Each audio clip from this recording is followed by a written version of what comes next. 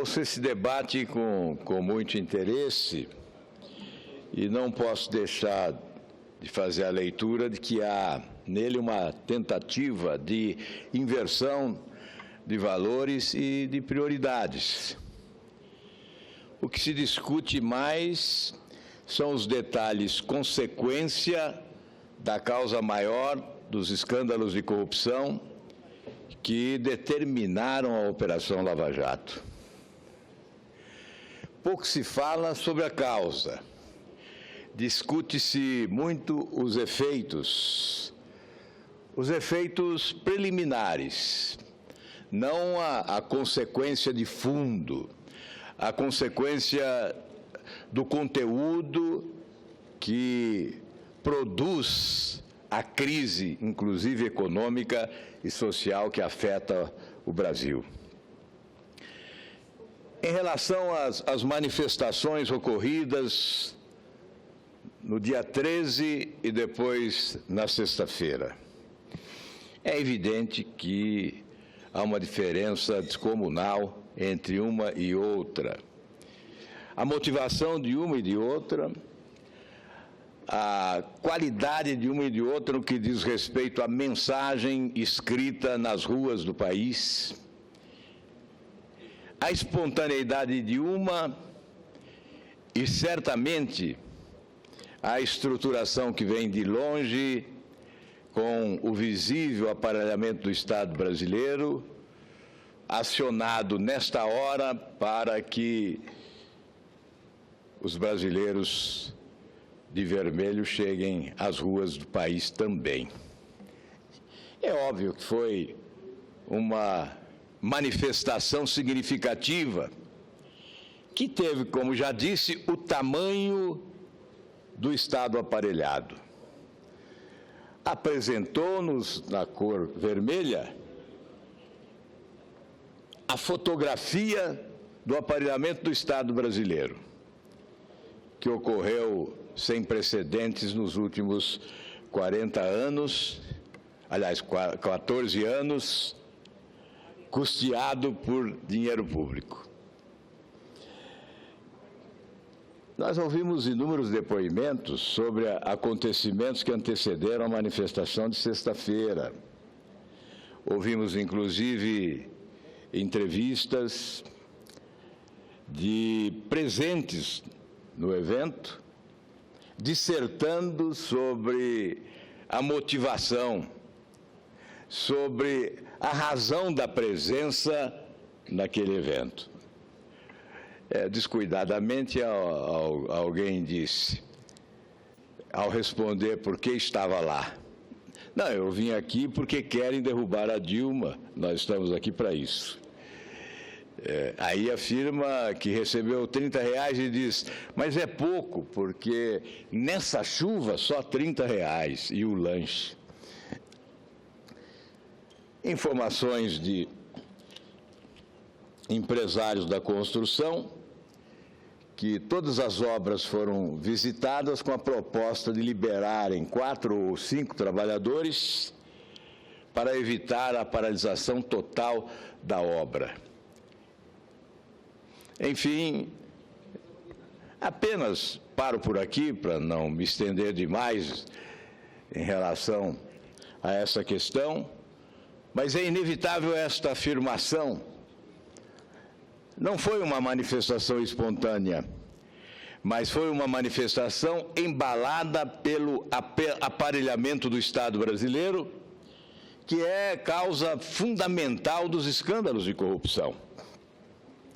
O que nós temos que debater, sobretudo, é a causa da Operação Lava Jato, é a causa das denúncias que ocorrem, é a causa do assalto que se praticou no país, arrombando cofres públicos, em nome de um projeto de poder de longo prazo, segundo o procurador Antônio Fernando, já no escândalo do Mensalão. Portanto, esta inversão de valores deve nos preocupar, essa inversão de prioridades deve nos preocupar.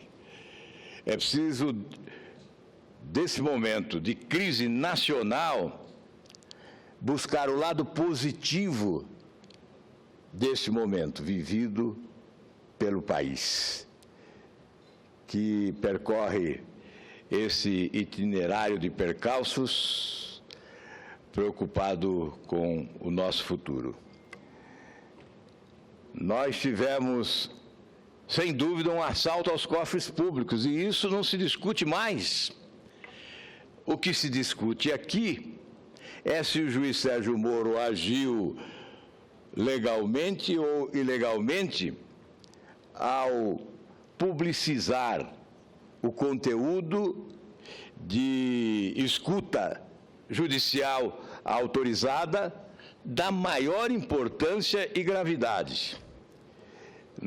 Não poderia o juiz Sérgio Moro guardar num baú o que ele ouviu nessas gravações telefônicas, porque dizem respeito ao interesse público. E é evidente que o juiz Sérgio Moro autorizou a divulgação do conteúdo dessas gravações telefônicas para evitar que a estratégia política da malandragem tivesse êxito.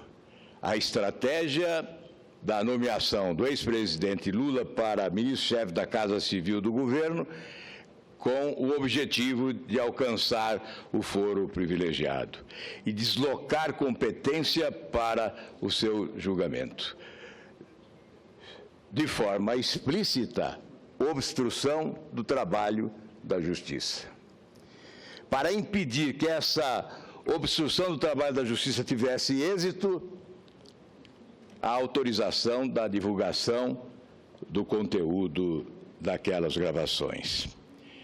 Mas aqui também há a inversão de valores e de prioridades, porque o que se discute não é o conteúdo da escuta telefônica. O que se discute é se o juiz Sérgio Moro agiu corretamente ou incorretamente. A meu ver, agiu corretamente.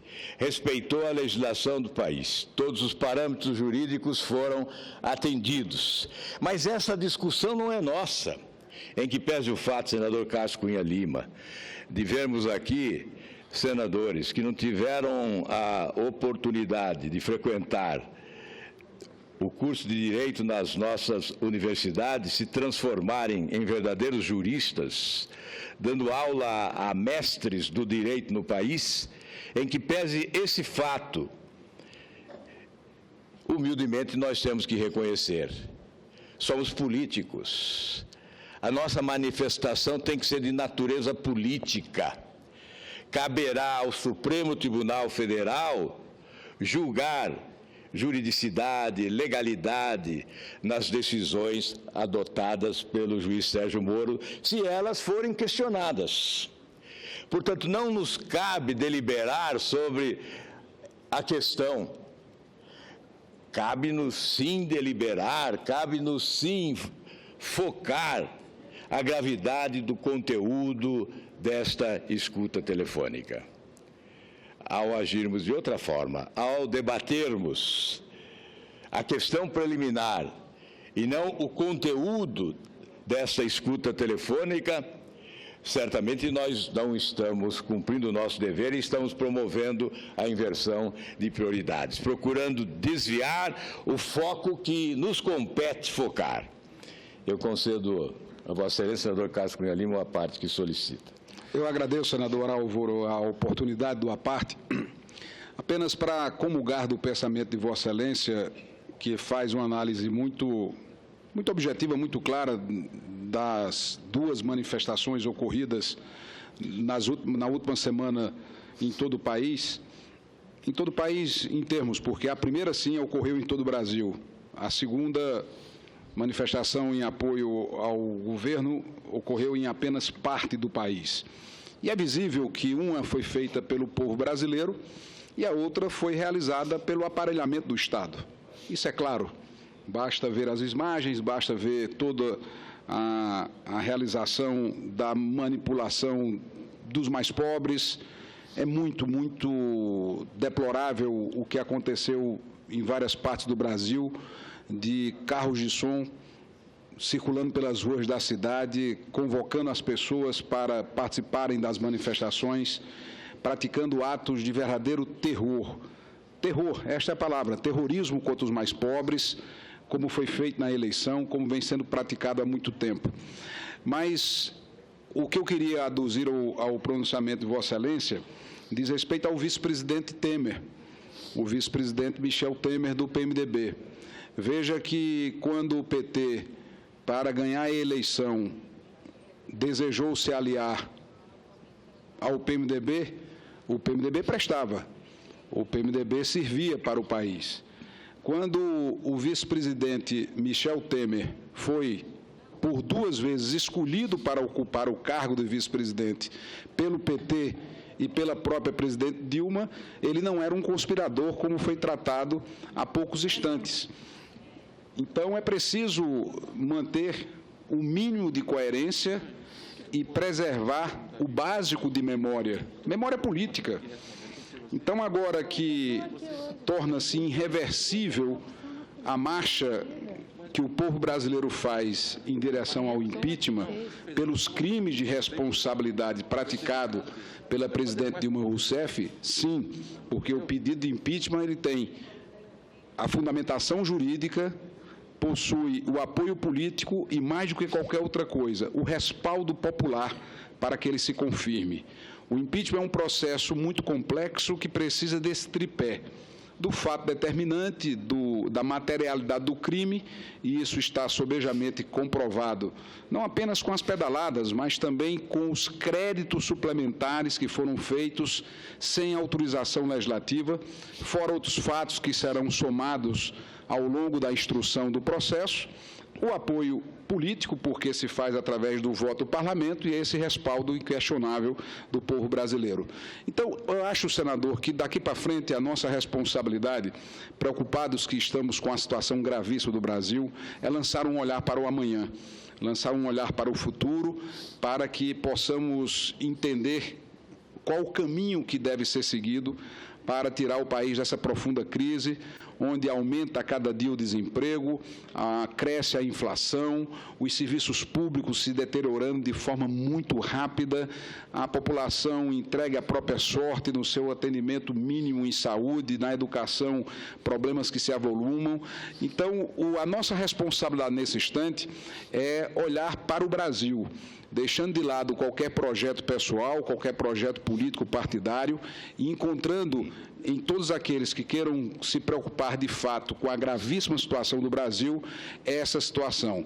E quero encerrar lembrando que foi Vossa Excelência que desta tribuna cobrou para o sim ou para o não o desfecho do processo do impeachment.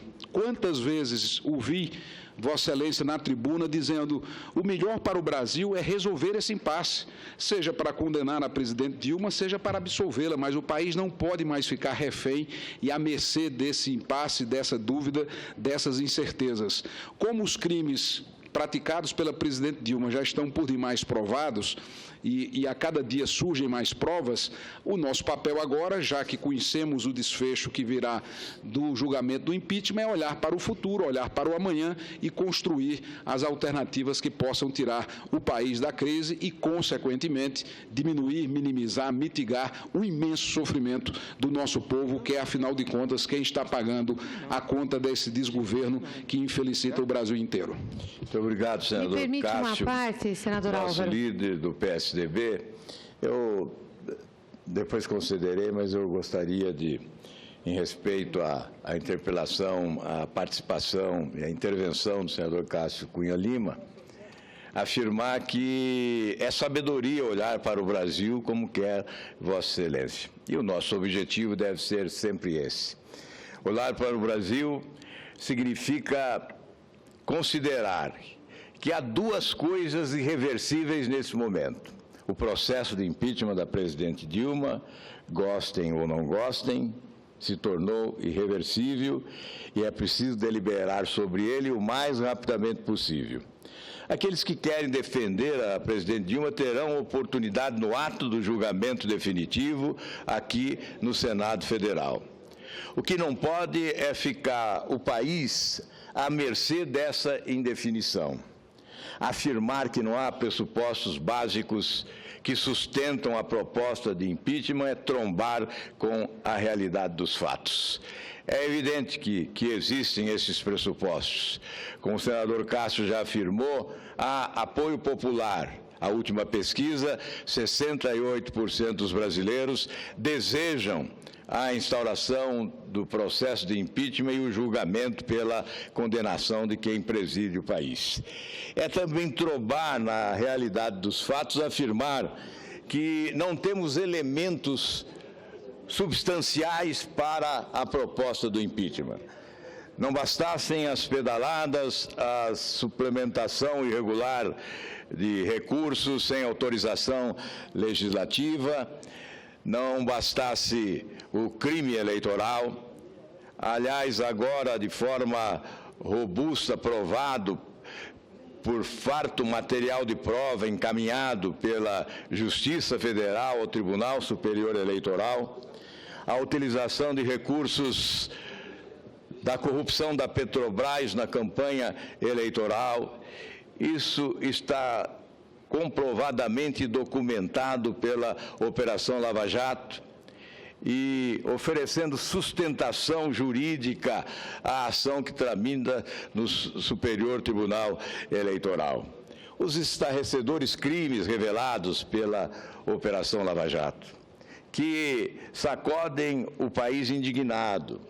Então, é evidente que existem fatos, porque, obviamente, um julgamento político no Congresso Nacional se dá muito mais em função do conjunto desta obra histórica de imoralidade que o país conheceu.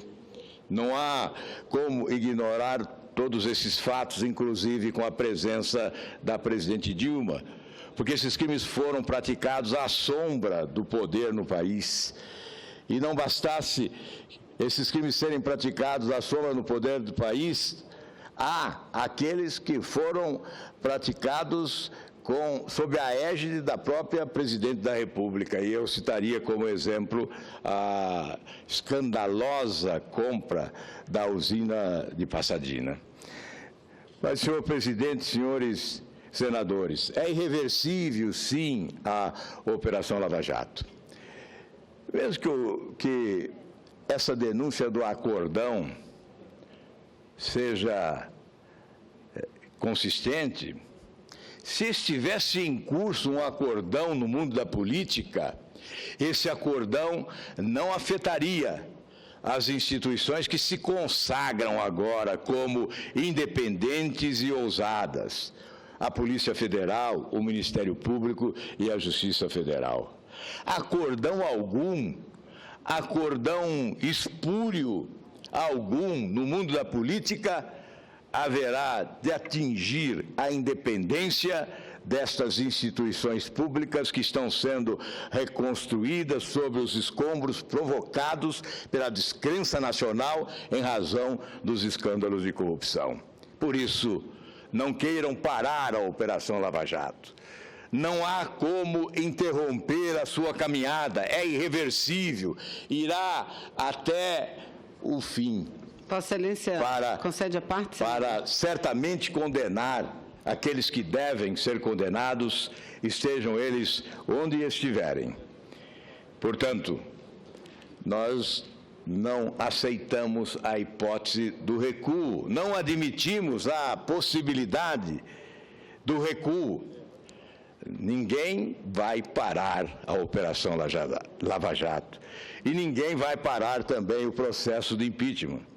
Obviamente, ele terá que ter continuidade e haverá de chegar nesta casa, certamente, para o julgamento final. Eu vou conceder os apartes, embora tenha tido já a satisfação de ouvir muito hoje a senadora Vanessa e a senadora Gleisi, mas concederei o aparte a ambas. Agradeço, nobre senador, e Vossa Excelência, de fato, ficou até agora ouvindo não só os pronunciamentos, mas os apartes que têm sido maiores, mais longos do que os pronunciamentos. Mas eu serei breve, senador. O discurso é um aparte no aparte da senadora. É verdade. Mas eu procurarei ser breve. Primeiro, iniciando por onde interrompi Vossa Excelência, que diz que não há mais nesse país o que faça com que cesse as ações da Operação Lava Jato. Eu torço por isso, senador.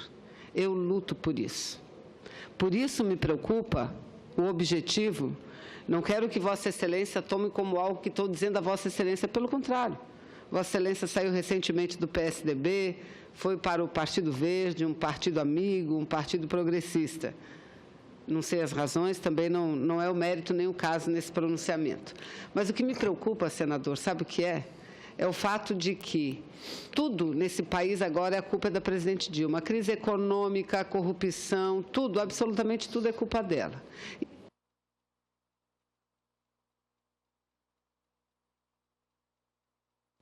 E estão vendendo para a população que, com a saída dela do poder, tudo se resolve. Inclusive, o nosso colega, senador José Serra, disse, aí nós vamos começar a viver a calmaria.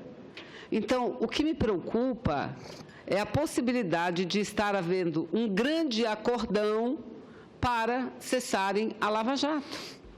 Senador Álvaro Dias, Vossa Excelência, que tem mais experiência do que eu, Vossa Excelência, que é uma pessoa mais inteligente do que eu, sabe perfeitamente que é isso que pode estar em curso no Brasil. Aí diz, mas não, o Judiciário quer muito investigar. De fato, eu acho que o Judiciário está muito disposto a continuar. Eu não sei se essa imprensa aqui está disposta a divulgar no volume e na velocidade que divulga hoje. No volume e na velocidade, senador Álvaro Dias. Lá no começo da crise, eu já ouvi dizer, o grande fator de instabilidade é a Lava Jato. E agora a gente está falando muito em calmaria. O presidente sai do poder, assume um outro com todos os pré-requisitos determinados pelo PSDB, que não é mais o seu partido, o Michel Temer não se reelege, aquela coisa que nós já lemos, né? E aí a calmaria vem, porque é só não divulgar a Lava Jato, o povo não fica sabendo da Lava Jato e pronto. As coisas acalmam e lá se vai embora mais uma investigação da corrupção. Agora, para concluir, só no que Vossa Excelência iniciou o seu pronunciamento. Quando disse aí da tribuna que esse debate sobre a legalidade, a ilegalidade dos atos praticados pelo juiz Moro não é a nossa discussão. A nossa discussão é política. Eu tenderia a concordar com Vossa Excelência. Não tivesse eu convicção de que essas ações, a revelia e a margem da lei, tem como único objetivo a política, senador Álvaro Dias, como único objetivo a política. E para explorar isso e justificar e explicar para quem nos assiste, eu dou o próprio exemplo do conteúdo das falas do ex-presidente Lula. Eivada de palavrões, são opiniões que ele ali expressa, nenhuma com indício de crime, nenhuma que pudesse tê-lo incriminado, mas estão divulgadas amplamente em todos os meios de comunicação desse país. Com que objetivo? Fazer a guerra, animar a guerra, criar incompatibilidades, criar animosidades entre poderes, entre pessoas, entre líderes. Esse é o objetivo. Então, eu tenderia a concordar com Vossa Excelência, senador. Não é a nossa discussão. Isso cabe ao Poder Judiciário. Mas, quando se utilizam de ações, inclusive à margens da lei, para criar fatos políticos e jogar lenha numa fogueira que já está elevada e alta demais, aí é assunto nosso sim, senador Álvaro. Aí é assunto nosso, nós temos que discutir a obrigação, aliás, porque dizem que não podemos judicializar a política, mas o que está acontecendo hoje é que estão politizando a justiça. E nós não podemos aceitar que isso continue a acontecer em nosso país e nem aceitar calados essa barbaridade que está acontecendo. Obrigada, senador. Senadora Vanessa, primeiramente, eu gostaria de afirmar que esses investigadores competentes jamais imaginariam encontrar qualquer confissão de crime numa conversa telefônica do ex-presidente. Seria subestimar a inteligência do ex-presidente Lula. Eu o considero uma pessoa inteligente. Jamais ele confessaria a prática de qualquer crime numa conversa com Dilma, numa conversa com advogados ou com quem quer que seja. Não foi esse o objetivo, certamente, da publicidade que se deu ao teor, ao conteúdo destas conversas. O objetivo foi comprovar a existência de uma estratégia visando a obstrução do trabalho da Justiça. Esta é a questão. É isto que levou o ministro Gilmar Mendes, eu gostaria de poder falar, isso é que levou o ministro Gilmar Mendes a manter a suspensão da posse do presidente Lula no Ministério do Governo Dilma, exatamente na busca do foro privilegiado. Portanto, esta é a questão.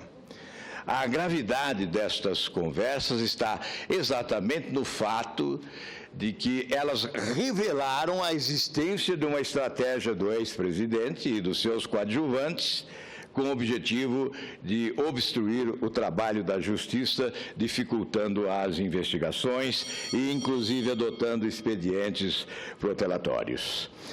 Senhor presidente, eu peço a Vossa Excelência um pouco mais de paciência. Vossa Excelência tem sido muito paciente. Ocorre que eu estou desde as 2 horas e ouvi longos discursos, mas eu não pretendo usar o mesmo tempo que os oradores que me antecederam utilizaram. Eu serei mais econômico, especialmente as oradoras, como disse o senador Magno Malta.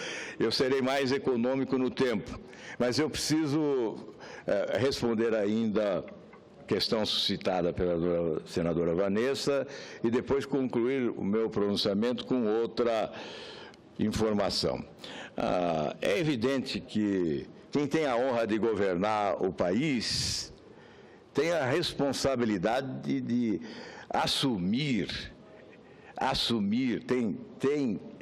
historicamente, tem que assumir responsabilidade em relação a atos que são praticados no seio do seu governo. Não só atos que competem à presidência diretamente se responsabilizar, mas aqueles que são praticados por servidores de confiança de quem preside o país, que são de livre nomeação. Há, sim, responsabilidade.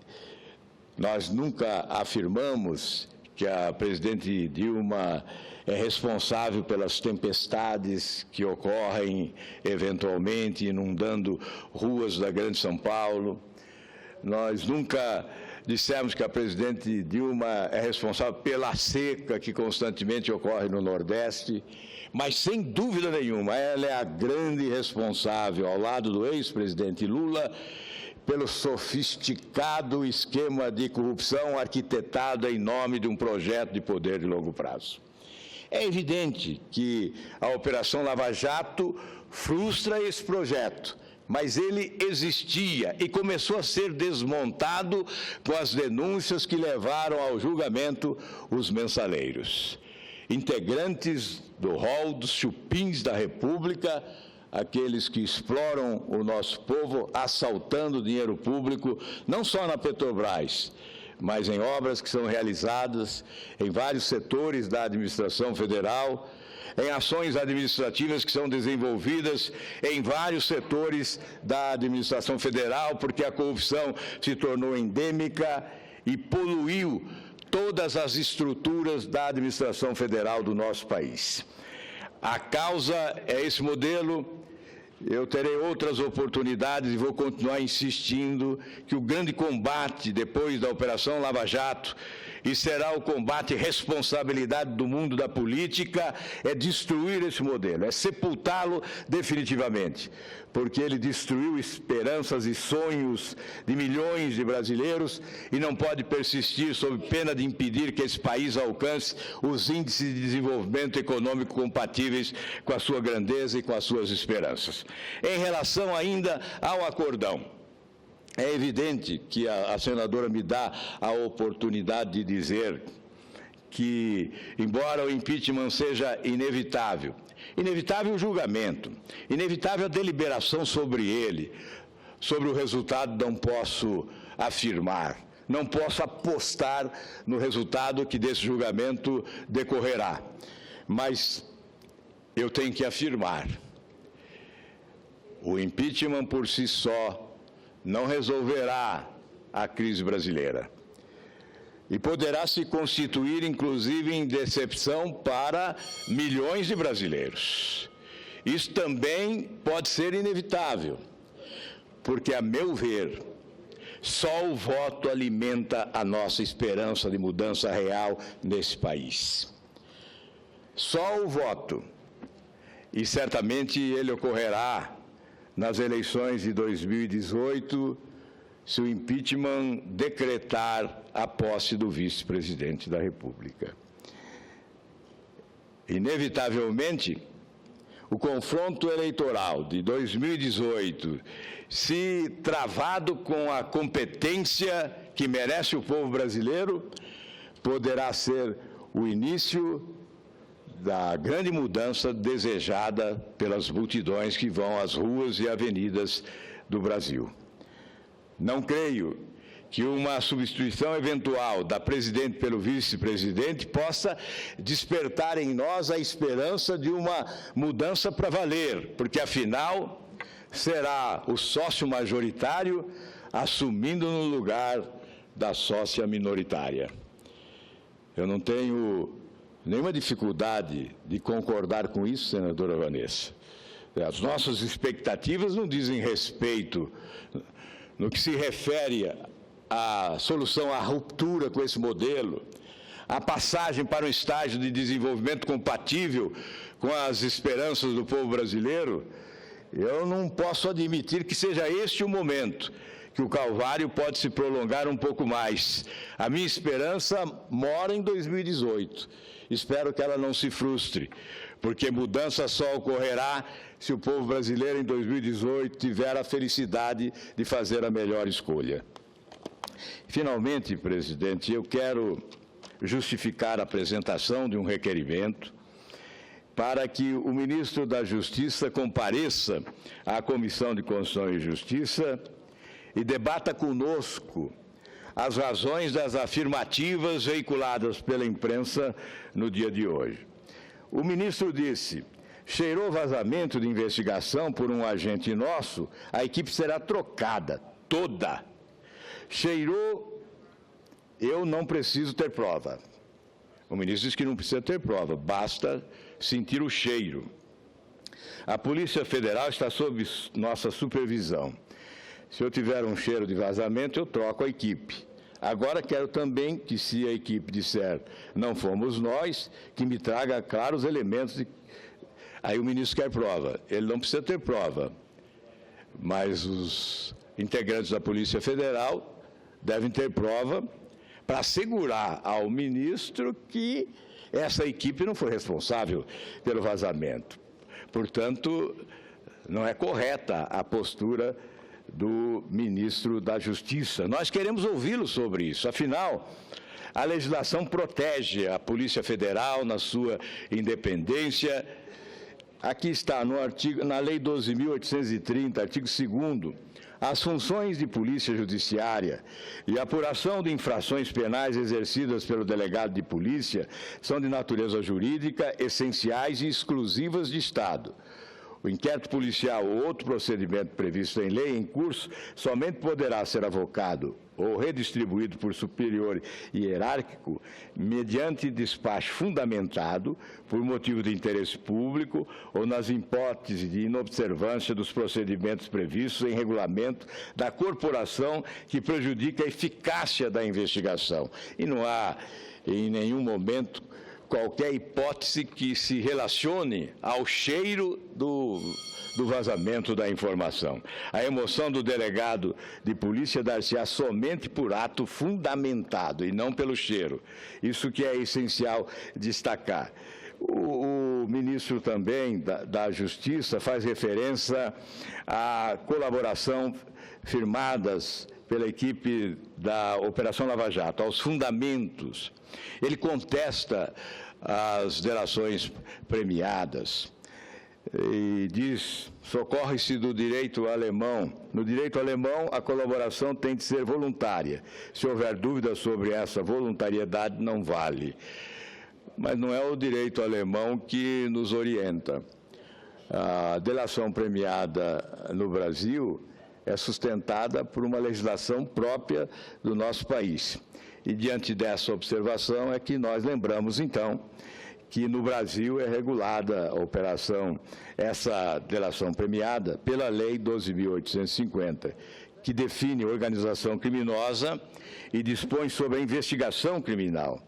O Instituto da Colaboração Premiada consiste em ato do acusado que, admitindo a participação no delito, fornece às autoridades informações eficazes, capazes de contribuir para a resolução do crime.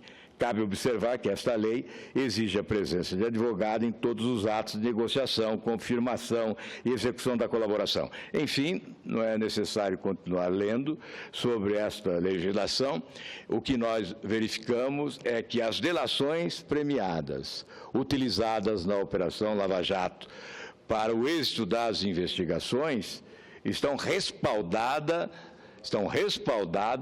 pela legislação vigente no nosso país, embora não esteja respaldada, como gostaria o ministro da Justiça, pela legislação alemã, a legislação brasileira dá fundamentação para que elas ocorram como estão ocorrendo, uma contribuição inestimável às investigações. O fato do investigado estar preso por força de decisão judicial, devidamente fundamentada, em nada impede que o investigado decida colaborar também. Portanto, senhor presidente, vou concluir agradecendo a generosidade de Vossa Excelência em relação ao tempo, dizendo que é uma pretensão nossa contribuir com esse debate, trazendo o ministro da Justiça para que ele, pessoalmente, na Comissão de Constituição e Justiça, possa dizer das razões que o levaram a fazer esse pronunciamento na imprensa nacional.